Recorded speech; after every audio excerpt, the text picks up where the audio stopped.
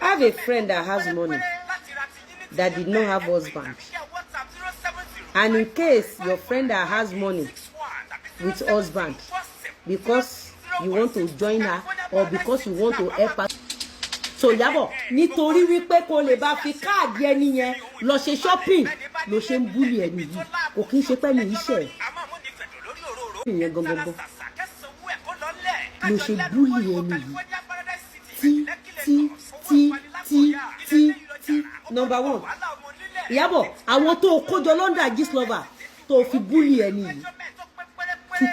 Ẹ̀yin èèyàn wa, Lizzy Anjorin ti tẹ̀síwájú láti máa bú Fúnkẹ́ Akíndélé àti ọ̀rẹ́ rẹ̀ tí a mọ̀ sí Ìyábọ̀ Òjó lórí ọ̀rọ̀ bí wọ́n ṣe lọ sí UK papọ̀, tí Ìyábọ̀ Òjó sọ wípé ó dáa kéèyàn ní ọ̀rẹ́ tó lówó, bí Fúnkẹ́ Akíndélé ṣe ń gbé Ìyábọ̀ ṣeré kiri ní ìlú Canada àti UK. Ẹ̀yin èèyàn wa, arábìnrin yìí ó fi ọ̀rọ̀ yìí múlẹ̀ ní orí ètò rẹ̀ wípé ó ní Ìyábọ̀ Òjó ló bà márèjì Fúnkẹ́ Akíndélé jẹ́ látàrí wípé kó lè gbà arábìnrin náà ní ọ̀wọ́ ọkọ rẹ̀. Ẹ̀yin èèyàn wa, ẹ jẹ́ ká gbádùn èyí tó kù. Ṣé o rántí fi káàdì ẹni yẹn ṣe shopping fún wọn? Àbí nígbà tẹ́ ẹ búlì eléyìí lọ, ìwọ nìkan ló lọ ń dá ṣe shopping?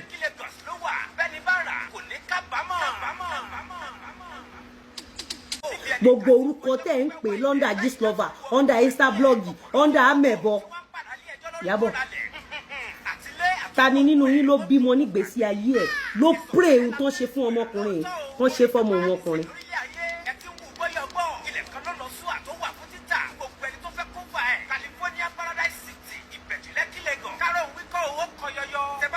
Nǹkan tí wọ́n ṣe fún ọmọkùnrin yìí, ìwọ tó bá mọ̀ pé ó ṣú ọ̀fun ẹ, tó bá mọ̀ pé ó ṣú ọ̀fun ẹ, tó bá mọ̀ wípé nǹkan tí Iyábọ̀ Òjó ń ṣe ráì, sọ pé ohun tí wọ́n ṣe fún ọmọkùnrin ní kan ṣe fún àwọn ọmọ ẹ̀.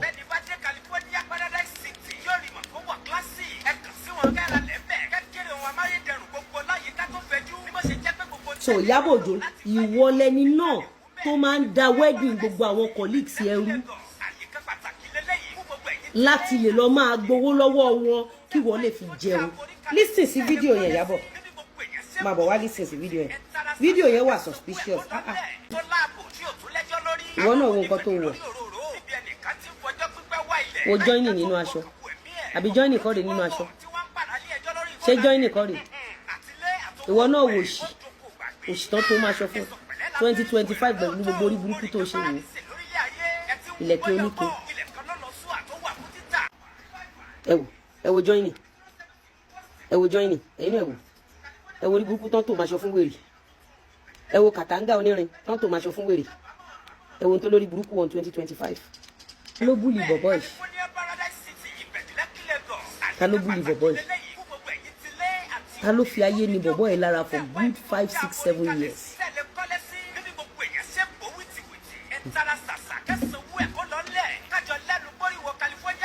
Iyábọ̀, ṣé o mọ̀ pé nǹkan tó ṣe fún bọ̀bọ̀ yìí? Ṣé o mọ̀ pé nǹkan tó ń ṣe fún Mr. Lawal lọ́wọ́ nìyẹn?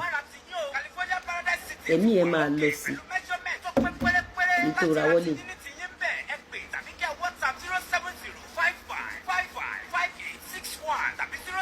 Ẹ̀mí ẹ̀ á lọ sí lójú gbogbo àgbáyé.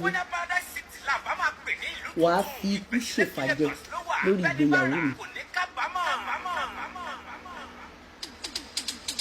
Ọ̀run á há lẹ́tà ikú ọmọlé ẹ lọ́wọ́, ọ̀run á bẹ̀ ẹ́ láàmú lórí ìgbéyàwó.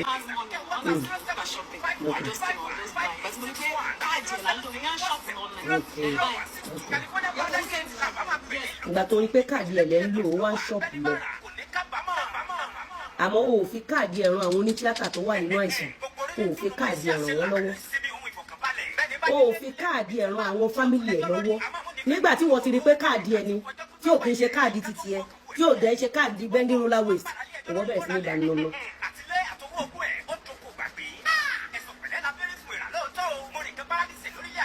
O wá ba ná káàdì ẹ̀yẹ tó kí wá ní àtúbọ̀tán, kí ni outcome nǹkan tó lóun lọ ṣe.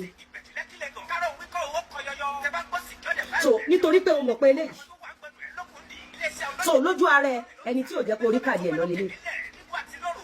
because nígbà tó wà tẹ́ni wà so mo pé òun náà wà pẹ̀lú òun náà bá Fọlá ya fídíò so mo lẹ́tọ̀ọ́ àti gbé fọ́tò ẹ̀yìn wá gbàgbà sí mi sórí bẹ́ẹ̀ bá ṣe lọ nísìn lèmi náà ṣe máa bá yín lọ ọ̀ẹ́ nìyí dáadáa ìwẹ́ nìyí dáadáa ṣó ti kí ló dé tó ṣe dúró síbi tó máa ń dúró sí ipò wo ló jókòó sí nínú ìgbésí ayé ìyàwó ẹ̀ ṣé wọ́n lọ kọ ìyàwó ẹ̀ tuntun àbí wọ́n ní ìyàwó ẹ̀ ipò wo ló dúró sí pẹ̀lú àkísà tó wọ̀ tó rí rádaràda bí ọbẹ̀ ọlọ́kà ìwọ náà wo bórí ẹ ṣe rí ó ti ṣe kàkí tí ó ti tó fún ẹ tí ẹ ti bàjẹ́ ìwọ náà wò Ìyábọ̀ if I may ask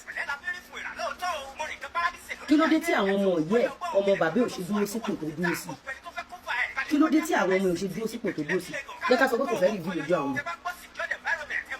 ipò tó dúró sí ọmọ ọ̀yẹ́ ọmọ bàbá ẹ̀ kí ló dé tí ò ṣe dúró sípò tó dúró sí Ìyábọ̀